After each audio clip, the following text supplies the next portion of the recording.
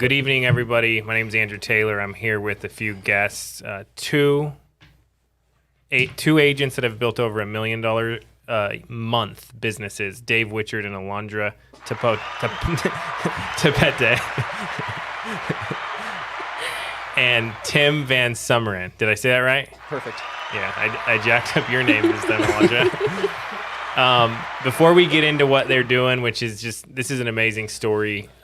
If you haven't subscribed to our page, make sure to subscribe. We do a video every 2 days with a top trainer and really amazing stories from all over the country. Also, you can listen to us on Spotify, Apple Music, our Instagram at Family First Life USA, our Facebook page at Family First Life USA. Every 2 days has a training on there as well. So go follow us.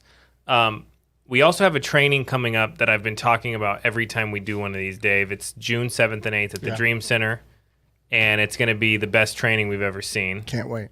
Yeah, it's going to be legit. People are flying in all over the country, top trainers to train, and we have 3,000 seats available. You can register on the link on the screen, and our goal is everybody that goes, it's free because all the training's free here, but if you want to donate shoes, we have a goal to raise 10,000 pairs of shoes for the Dream Center, and you can send them to the address we're going to put on the screen right here. Make sure to register because it will be sold out. It's June 7th is the training. June 8th is the shoe drive. We named it Kicks for Kids. There's a lot of kids in all over the country and world, but all over L.A. that they don't have the money to go get a new pair of shoes for school or for sports or whatever it is. So we got a bunch of cool different shoes. We picked out a bunch of Jordans and all kinds of cool shoes to send over there, and we're going to send as many as we can. So it's going to be fun. Dave, how many shoes are you going to send? So where do we donate that? How do we get that money to you? You don't get the money to us. You you go online, you send the shoes to the Dream Center on the address that Factory Fresh is putting on the screen right now. Well, I think I need to promote it better with our team. I mean, obviously put it on there. So, how many shoes do you think you're going to send? 1,000.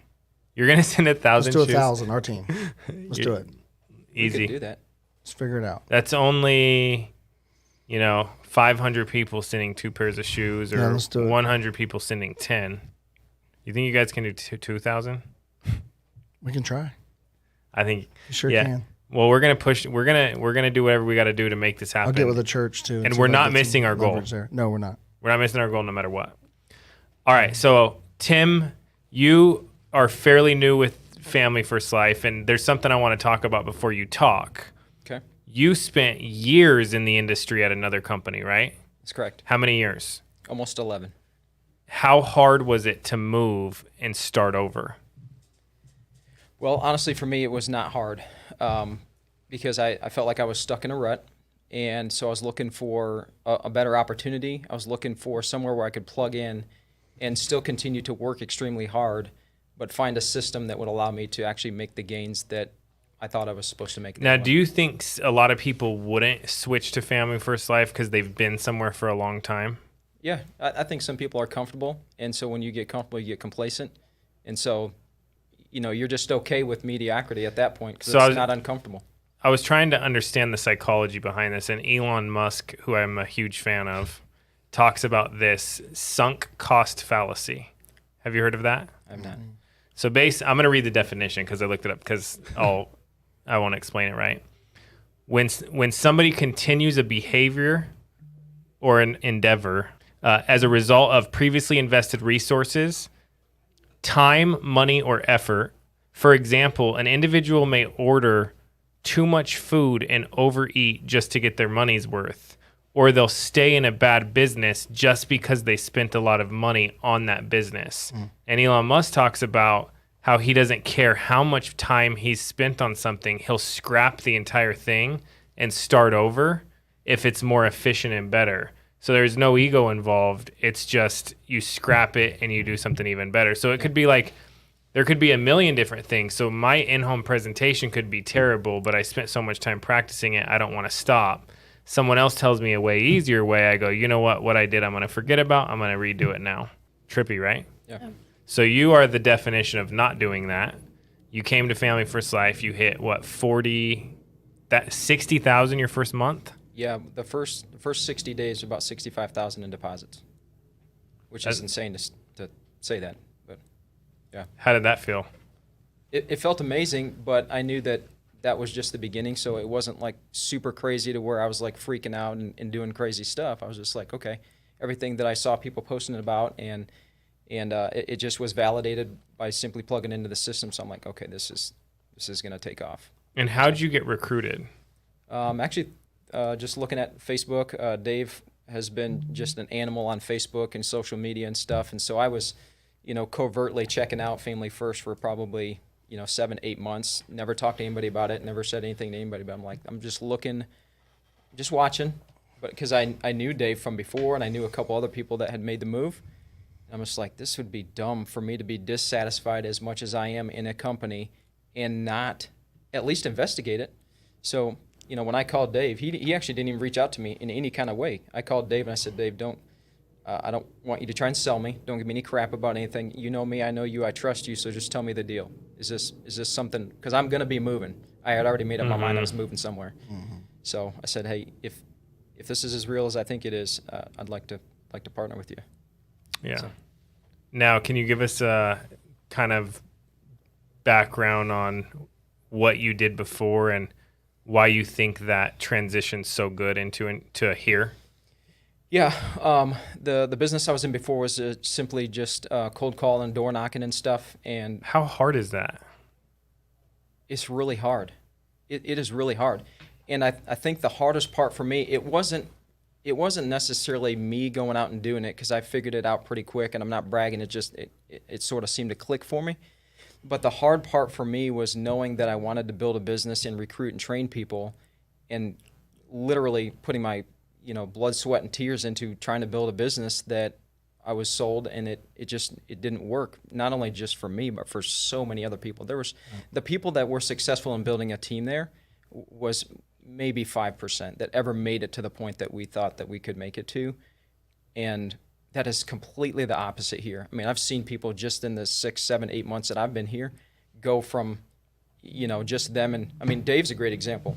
So just looking at that example, you can actually do what we're being presented that we can do.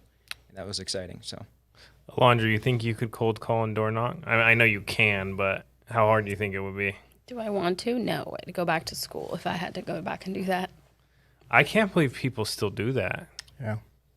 There was a couple pest control guys in here that door knocked. They had all this like psychology behind where to stand when they open the door and everything. Yep. What's your guys' deal? So we did that. Where do you stand? About 6 feet back, side profile, phantom wave at the neighbors to appear friendly, have a smile on your face, whistle with the birds. So, I mean, and you know what? You asked me a question, how hard was that and stuff. So for me, it was hard and it was uncomfortable, but I had made the decision that I was going to go out and make that work. No matter what. No matter what. So that was that wasn't even a question for me anymore. Now, there were some tough days for sure. There were times that I definitely wanted to quit, but I'm like, okay, I'm going to be doing something. I may as well work extremely hard for myself. And then, to try and then dump money into building and recruiting and trying to build a team, I found out that I was not special, but I just made the commitment that a lot of people aren't willing to make and to do that. And so I was willing to put up with all the stuff that you got to put up with, dealing with door knocking and, just doing that kind of business. And so here, and by the way, anybody that we recruited there, we would have to go out physically train in the field. You would have to take your time out of your own production to go and train. And a lot of times you were, splitting income at least. Yep, and you were helping them, so giving apps away to them. And I was willing to do that because I cared about the people that I was working with, so that was not a question for me. But, then when you have expectations on you to go and still sell and still recruit, and I was funding the majority of my own business. So there were just a lot of things that it was an uphill battle, I felt like. And it was one of those things where you talked about Elon Musk's statement. To me, it just felt like insanity. Right, we all know the definition of insanity: doing the same thing over and over again and expecting different results. And finally, when I saw other people moving, I was just like, I'm literally going to be in the exact same spot 10 years from now if I don't do something different. So I was looking for something that I could still be my own business owner, still run my my deal the way I wanted it to, but that I couldn't see myself going back to a 9-to-5. That about made me puke. So I was really just looking for something, and I think God puts people in your life at certain places at certain times.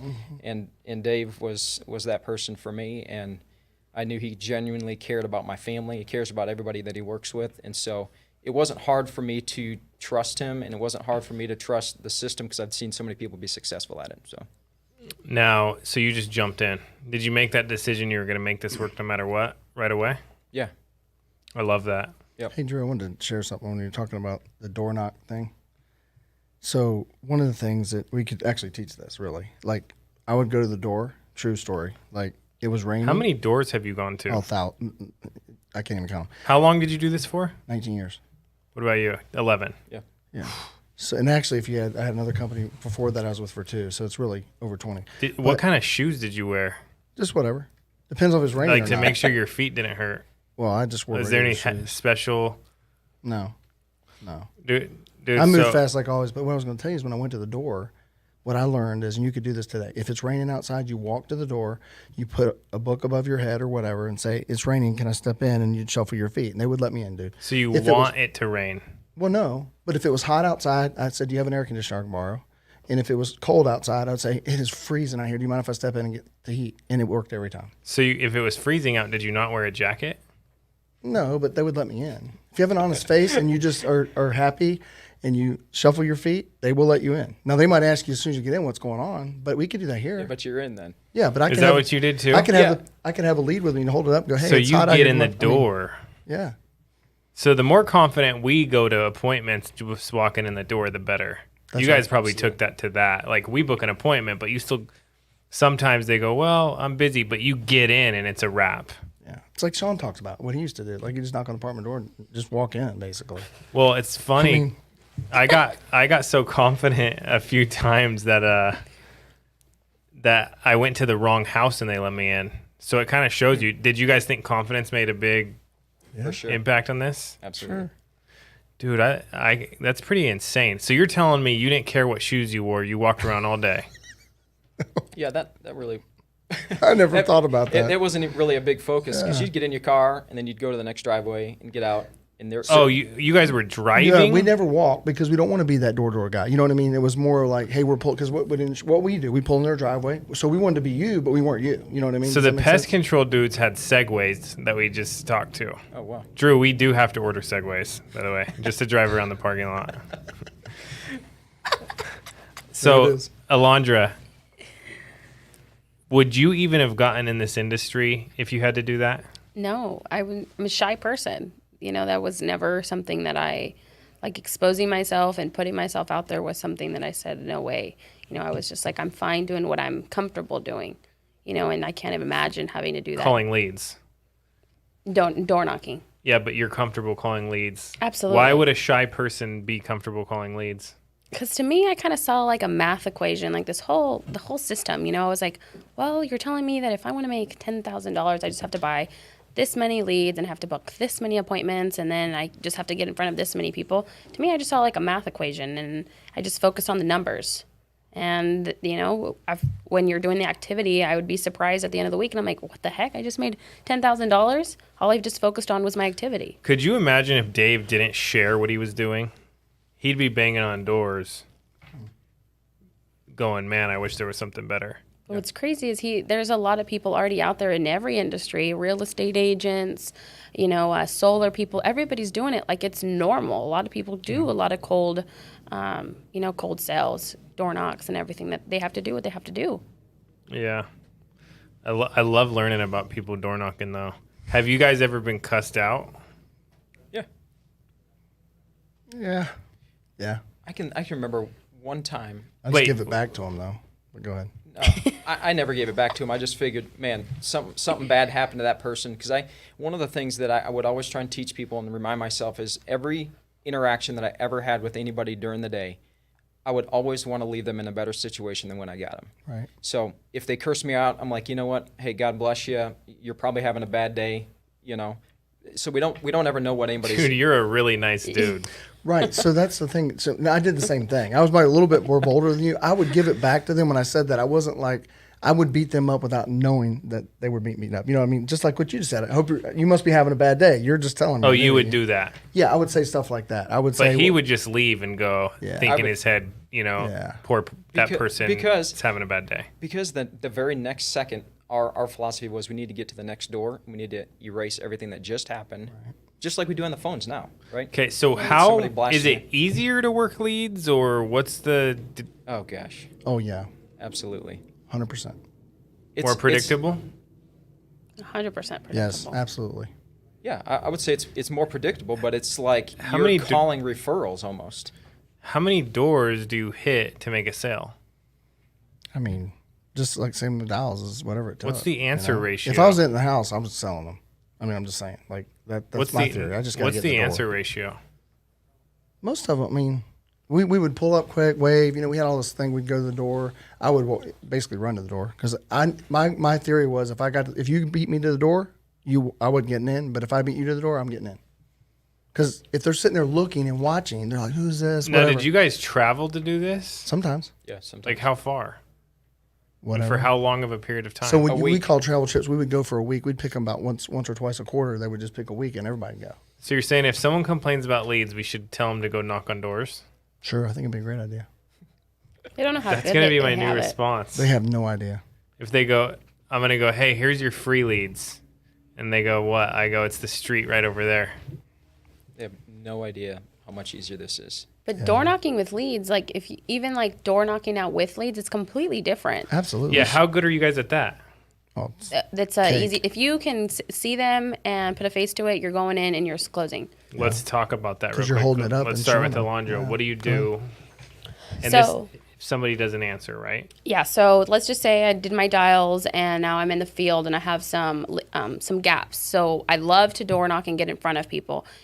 You could just sit there in your car and start dialing, but to me, it's more efficient just to get face to face. I want to sit in front of them. Like I want to resolve the leads that I sit with. So I'm really, really good at just getting in front of them. And again, same assumptiveness as we are on the phone, you are at the door. You know, it's like, hey, you filled out this request. I'm just here to give it to you. Do you want my shoes on or off? And then they're just like, keep it on. So then you just go on in and then go straight to to their table. And once you're in, it's like, oh yeah, I know I filled that out. I want to get this taken care of. I didn't know you were showing up, but it's perfect that you're here. So it's like a relief to them, and you beat a lot of the people that weren't willing to call them. It's like, hey, I didn't answer that phone because a lot of people, I get a lot of robocalls. And to you, you're like a normal person. They see that you mean well and you want to help their family. Yeah, I would say for me too, I feel like I'm better in person because it's hard to say no to a human being than it is to say no to somebody on a call because you don't know who that is. So you door knock the leads that don't answer. Yeah. Yep. I'm not driving all over randomly with a stack of leads though. I'm being strategic, using my time Smart. efficiently. In between appointments. And I'm like Alondra in the fact that I feel like I have a better chance of getting into the house and talking to them if they can see me. Because when I show up to your door and I'm smiling and I'm pleasant and I'm dressed appropriately and I'm not some jerk and I can say, hey, I just live, I'm local, or even if I'm traveling, hey, I'm the one that's taking care of all this for everybody. It's tough for them to say no. Mm-hmm. So. A cool thing too that I started doing when I was door knocking the people, like let's just say you knock a door and they're not home, you'd leave the little sticky notes and then you just put like urgent, the third attempt, you put your name and then your number. But then you'd have them link to a phone number that a voicemail then they'd call, and then you set your voicemail to say, hey, sorry we missed you to deliver your package. Please let us know what time you'd be home so we can redeliver it. That's powerful gold right there. I So didn't know then they call you back, they tell you what time, they have no idea what package it is, but they already told you what time they're going to be home. So then you can go back and see them, and you already know that they're going to be home. that. So, Londra, Yeah. what number did you use for that? You can just get like a just got a Google regular number. Voice, Got just it. get another a phone number. You know what I did? Because I was the sticky note king. I like those things. Yeah. I just never did that. I had them call Dude, me. That was But this dumb. is the thing. Yeah, I just had them call me. Yeah, I did too. But That's as better soon than as they called, I didn't answer. I knew they were home, and I just went straight Right back to their over. house That's great. Yeah, that's and show back up. He's probably lurking in the neighborhood. Oh, they're home now. Wait for them to call. Yeah. I would be door knocking around. If they called back, they're home. Boom, and they're right at their front door. Which reminds us, that's what we do. Like if we knew, dude, if there was gold, like I knew it was a sale, dude, I would be by that neighborhood. How would you know it was a sale? I just did, dude. I mean, just you do it long enough, man. They tell you about the family and what we're selling. I mean, you just knew. I just Oh, but the husband or wife so wouldn't be you home. would refer me like to the neighbor, and you would tell me all about the neighbors, their history, whatever, and so I knew that it was a sale. You know what I mean? I could tell. How good were you guys at getting referrals? Oh, that was how we built our business. That was the lifeblood of the business. Hit me with a referral. How to get it? Go ahead. Yeah. Yeah, I would just say, hey, Andrew, couple quick things. First of all, did you feel like the way I sat down with you and handled everything, was I professional for you? I'm asking. Yes. Okay. And did you feel like, I didn't press you and you get anything? In other words, you felt like this was something good for you, and obviously you loved the plan and it gave you that security, right? Yes. So the reason why I ask you that is the way that I treated you and interacted with you, that's the same way I treat everybody that I speak with. So let me ask you this. Probably about 75 to 80% of the people that I am helping are people that my clients care about. So who do you know? I'm not looking for 20 or 30 people. I'm just looking for maybe the top 5 or 6 people that you know that you care about the most, that if you found out something was going to happen to them, that you would definitely at least like me to stop by and introduce myself and share what I shared with you. Who's the first person? You put your head down to paper and start writing. And who's not going to send you to a family member or somebody that they care about, right? You're not asking them, hey, do you know anybody? Because that's a yes or no question, right? You're asking them, who do you care about the most that you'd want at least them to see what I do? And the other thing you could do, and I don't know if you, so like one of the things I learned is don't ask for their address, don't ask, just names, because you get way more names. So Alondra, if I ask you that, you'd give me 10, 15 names maybe, but if I start asking address for everyone, you're going to give me like 3, because I'm not pulling them all out. So that's a way that, I mean, you could get some additional business. It's funny how we do stuff, but I just kept running leads, you know what I mean? I guess I just focused on that so much. Yeah, but we should do referrals. We really should. That is We a could very teach it. much untapped part of Why don't FL. Why don't we start teaching it? We can. If we For can sure. teach people how to buy enough leads to fund their 30 appointments a week, and then we can teach the people to work those 30 people the appointments that we book, obviously we're not going to sit on all 30, but if out of those 30 you can get those referrals, you can actually get your 30 appointments that week. You'll book them into... You know why, though? We're spoiled as heck. Yeah. We're spoiled with leads. Yep. Well, see, Drew, one thing I'm a lead addict. Yeah. It was like crack for me. If I didn't have my leads, dude, I'm freaking out. Yeah. It's like anxiety. I would get anxiety attacks when my leads wouldn't come in, as right away. But that's dumb. Like what we're saying right now is really stupid, because we could go help everybody's friends and families for free. It's true. But it also shows how powerful your guys' teams are doing $1 million a month each. You got 60,000 in deposits your first month here. It shows the opportunity of FFL just being in its very infant stages. Yeah. We're just It getting does. started. That's right. Yeah. All right. So, Tim, what leads do you work? I honestly work all leads. Primarily, I started off with running some Facebook final expense leads. Specifically, I used Game Time. Still use them a lot, but I've definitely been running a lot of instant internet leads. I use those pretty heavily. New internet life leads. I've purchased a ton of the kind of the older mortgage protection off of our CRM too. Which are gold. Yeah. Untouched. Yeah, and so, I get questions from people, and they're the same questions I asked when I first started. Was, hey, what leads are the best, or what should I buy? And so, I just understood that I just needed to have a number of people to call, and if I called enough, that I was going to set the appointments. And if I could get in front of them, then my chances were just out of this world. So, all of the leads, I've written on all of the leads. So there isn't a lead that I've bought, or lead type that I've bought that I have not been able to protect a family with. So, What's your favorite? I think instant internet leads are probably my favorite. I would say Game Time is a close second, though. I really like being able to validate, them with a code or a favorite So hobby. FFL has something coming that you guys are going to find out about. Check this out. So there's high quality Facebook leads that they're just going to start loading in throughout the U.S. Money. And that way a new agent doesn't have to place an order. They can see if anything just came in that day. Love that. Nice. That's huge, because sometimes you wait like 2 weeks for a Facebook order Dude, to it's fill. so huge. You have no idea. Yeah. And then they also have, thanks to Integrity, some crazy lead connections where we have like a 50 cent few 50-cent lead categories that are just Wow. hundreds of thousands of leads and high quality leads. Awesome. It's going to be You know what's crazy, Drew? As we're growing as a company, like, you know, when we're hiring our agents, like I get this question a lot. It comes up and they say, hey, well, are you guys ever going to like run out of leads? And I said, in the time that I've been with FFL, our lead flow has only increased as we got bigger. So I can only imagine, you know, where we're going to be a year from now. I was like, there's no such thing as running out of leads. There's plenty in we're high only areas. at 10% on our internet requests, 10% of the daily caps we can request. So there's a lot of room to grow, and we have you have the referrals on top of that. That's how Family First Life goes to $1 billion. Lead keeps going up, and we also train on referrals, and just do it. You know, Let's do it. People who are coming in from companies who are just referral based and they start learning how to work leads, they start double dipping into both, and it's like, you know, they're having record breaking weeks, you know, and like their lead spent was just your normal. How good is a referral lead though? It can be really good. It can be really good. Yeah. I mean, it's a brother, a sister, a kid. What do you say when you whatever. call the brother or sister? I just go see them. Yeah, you go see them. I You find out just when go they're going knock to be on home. their door? I find out specifically when they're going to be home, like I've already talked to them. So I know when they're How gonna many be home. miles do you guys put on your car just door Well, knocking I all mean, day? obviously if they're an hour away or something, but I mean, you know, if they're in the same town. No, but I'm just curious how many miles like Oh, a it's year? a lot. I mean, Because you're driving essentially, 7 days a week or something?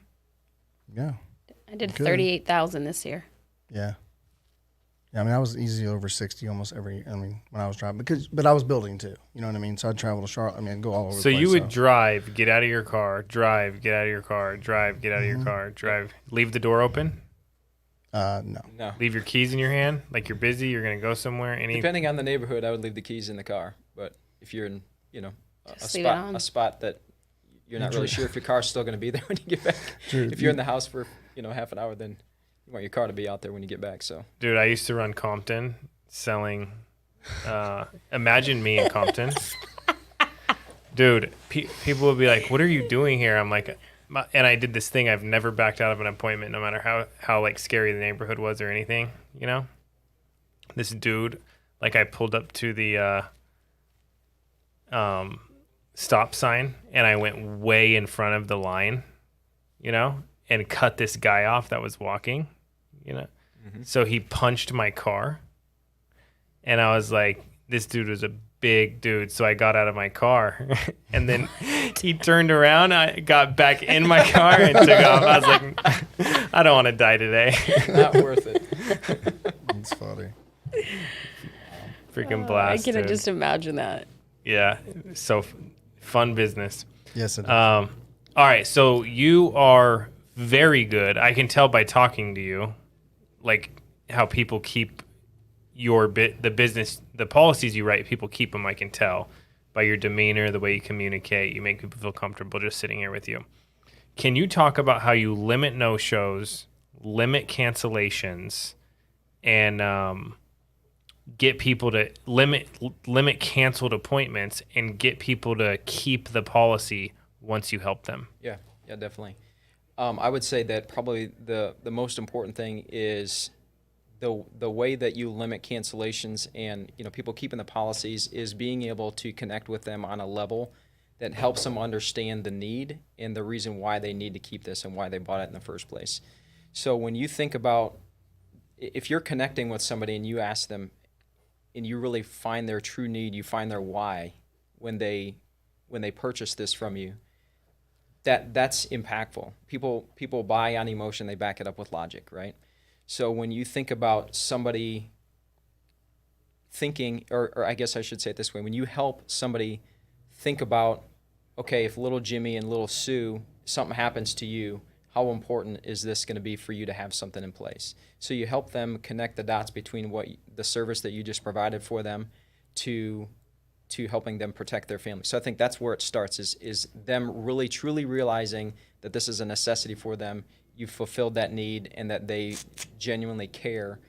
And it's an emotional attachment to what you've just helped them out with. Does that make sense? Mm-hmm. And so I think that's probably one of the things that I've done pretty well, is just connecting with them. And I think they people like me in general too, just because they, when we sit down with somebody and we're a real person and we're helping them out and we're able to connect with them on a human level, not just an interaction or a transaction, they're like, hey, I really like you. I appreciate, and obviously you leave all your information with them. You're going to connect with them and make sure that if something does happen, that you're going to follow up with them.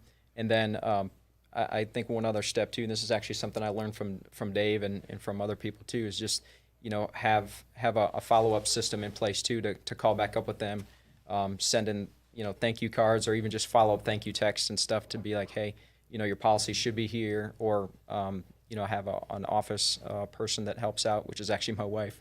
So she'll do a follow up text or a thank you letter to send out to them, and this is the policy that you got and that sort of thing.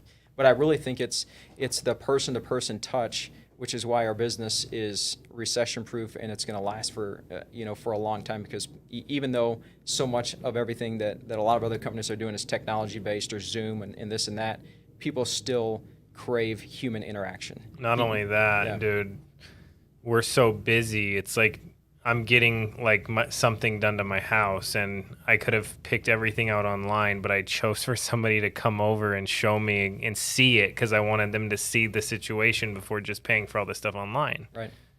And people want that. They need that. Yep. And they want to know that the person that they're speaking with has their genuinely best interest in mind as well. And it's tough to get that over the phone. That's why when you talk to somebody that's bought a policy from somebody over the phone, other than they have a policy, they don't have any vested interest, because that's just some other person on the other end of the line. When you're sitting there and you're a real person, you're able to. Yeah, let's talk about that. So someone asked me at Family First Life, can you sell over the phone? The answer is yes. You can write Aetna over the phone. You can write Prosperity over the phone. They're the best products. They're voice signatures. You can use our leads, and you can do it over the phone. But we see the most success when people narrow down the leads to a county, they go meet with them, and you end up getting a $500K annuity, or you get dude, I wouldn't be here if I didn't go in person. I had a few appointments where one guy, I went to his house to give him final expense, and he had an annuity statement on the counter. I didn't help him with final expense. I got a $25K commission from it. It kept me in business when I was really new. And I would not have known that statement was on the counter if I didn't go to their house, Wow. Also, if you throw in the referral factor, you're not going to get referrals. You don't have that personal touch. Right. You do anything else like follow up or anything? That's probably an area that I could improve in. I haven't really done a lot of that in person. If there's an issue, with their policy or whatever, I'd follow up, take care of it, obviously. But how do you get them to think this is my insurance guy permanently, and if they wanted more insurance, that they would think to call you? Well, I ask them to do that. First of all, when I leave, I just tell them, hey, I'm actually your personal agent now. So any of this stuff that you need, if you need help with something, if something happens, if you need help with any other insurance, I also, work a lot off of referrals. So that's kind of tying that in already. If I'm not asking them right away for the referrals, I say, hey, if you have somebody else that you care about that could definitely benefit from hearing about what we do, I'm your guy. So here's my card, put it on the fridge or whatever. Do you tell them you're commission only? Do you tell them you're not commission only? No, that doesn't even come up. One agent told me, he goes, yeah, I sometimes I just mention that I get paid no matter what. And I'm like, why would you do that? Yeah, I tell them I'm commission only and I only get paid if I can help them. And people like that, And then you would remember the name of the dog. I would remember that. Yeah, I told you that. Yes, you did. I would always try to remember their dog. Dude, people, I know because I it's love important. my pets, dude. Yes, We're absolutely talking to important. a laundrer who's got four. It's more French than that, isn't it? bulldogs. 4 French bulldogs. Like I saw a picture, it was like 6 or 8 one It's time. What'd you because do? Mama Take had them? babies and went to my mom's, so they're still I pretty remember much in showing the it to family. Mary. I was like, look at all that. She's like, oh, wow. Dude, her dogs had puppies. Okay. 7? 5. 5 puppies. And she put them all for sale and then only sold one. When the one left, she decided to keep the rest. On purpose, though. I couldn't get rid of them. Yeah. Didn't have the heart to. Dude, but pets is a big deal. I'm allergic to cats, though, so I don't pet anybody's cats. Oh, I walk in and I think I greet them, but as soon as I see dogs, I'm like, oh my God, what's its name? And they Dude, love it. Clients love they love people who work with love dogs. Yeah.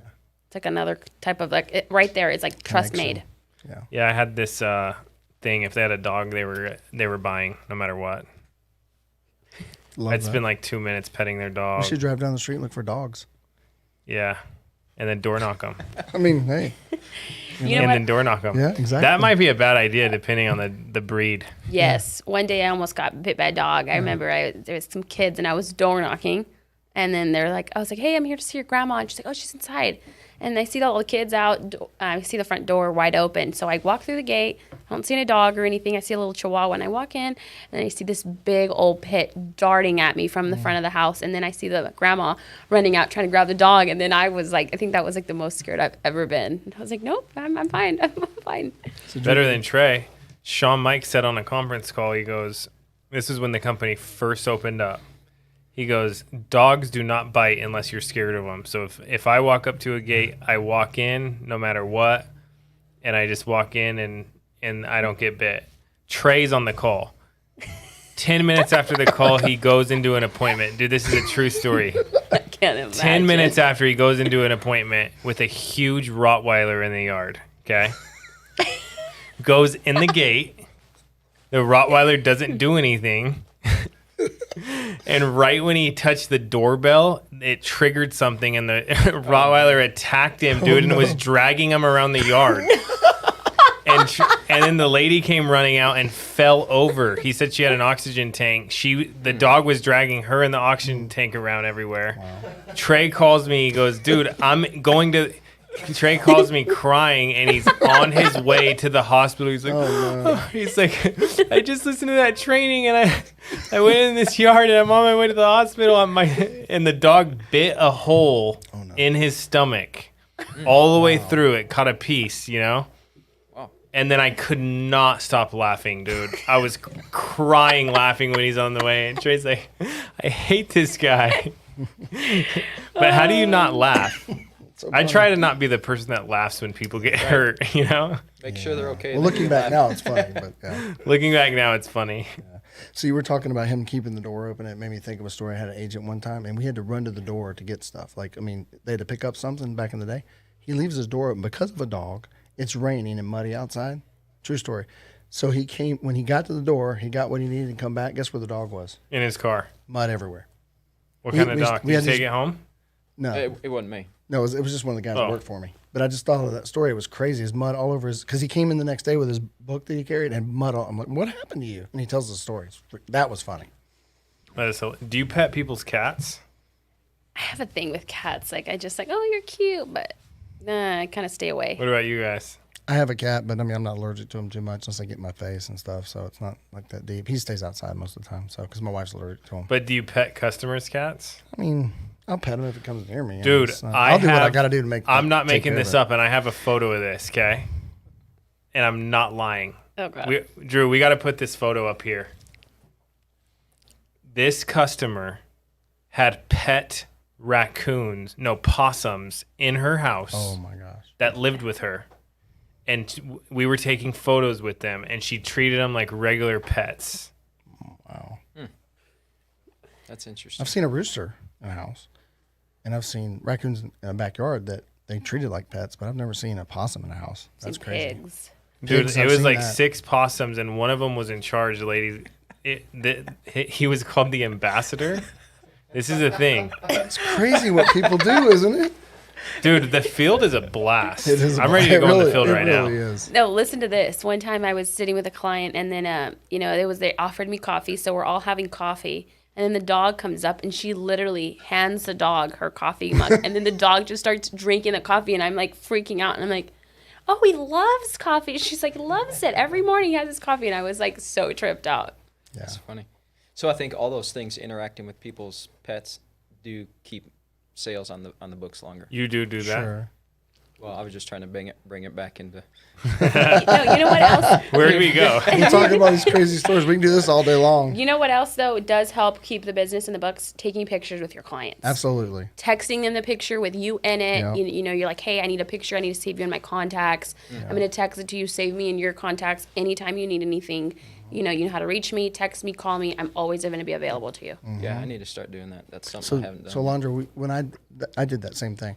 I did everything with intention. So I put it on Slack, which wanted them to see me. I was in the field. Aaron, who's my assistant, he would send out a letter and call them and follow up.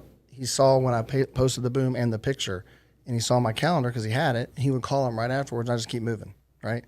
So all the follow-up was in place. As soon as I put them on my calendar, it was done. So all that was purposeful. Same thing you did. Yeah. But you're right. And then I heard somebody say put it on their phone. Same thing. Send them your video. Oh, your that's car good. whatever, Put it on their phone so when you call, it shows up. Right. Text them the picture of it. No, literally log it on their phone. Yeah. That is next level. Yeah. Put it in there and you tell them I'm your insurance agent, your friend, whatever. You know. You're stuck with me for life. So you call and you guys smiling pops up. They're keeping that policy. Yeah. All right. So Tim, you're building an agency. Absolutely. If I was new, I'd work with Tim. Absolutely. You can tell he's a great dude. He works hard. He's positive, Very smart. Yep. logical. Yep. So how many people do you think are in insurance that are not happy that would be happy here? Millions? Holy cow. Yes, millions. And you're willing to help them. Yeah. And if they wanted to work with you, how would they get a hold of you? Yeah, I would say the best way is just to give me a call, 229-402-3726. They can shoot me an email at tim.vansummeren@gmail.com. But they can also link up with me through our Facebook page, fflvelocity.com. There's so many ways to get a hold of us, but I think for me, the desire to help people comes from knowing and just realizing and being humble enough to know that I was helped. So when you think about that and don't forget that and don't take for granted of the opportunity here, it should show through that you are looking to help other people. Now, are you married? Do you have kids? I am married. Be 20 years in May. Congrats, man. Yep, 17-year-old that's like 6'4", 220. He's actually my kid. I'm like very positive he's mine. I'm not commenting on that. No, so we have a 17-year-old young man and a 13-year-old son as well, both into sports and stuff. But it's awesome. This is why I do what I do. Yeah. That's awesome, man. So do you have any goals aside from money? Yeah. Both my parents and my younger sister and her husband and their family are actually both back out in Thailand. That's actually where I grew up. My parents were missionaries in Thailand, so I spent about almost 12 years living out in Thailand. How cool is it there?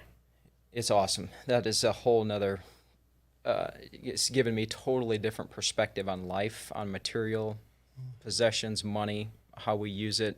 I want to go to Thailand. Yeah, it's awesome. So what you're saying is we waste money and we place priority on things that don't really mean anything in the end. nothing. Yeah. In fact, in Solomon, he talks about that. All of this is meaningless. I always try to think about that, like buying stuff, chasing the next thing to have the next nicest thing. I actually enjoy, like not doing that.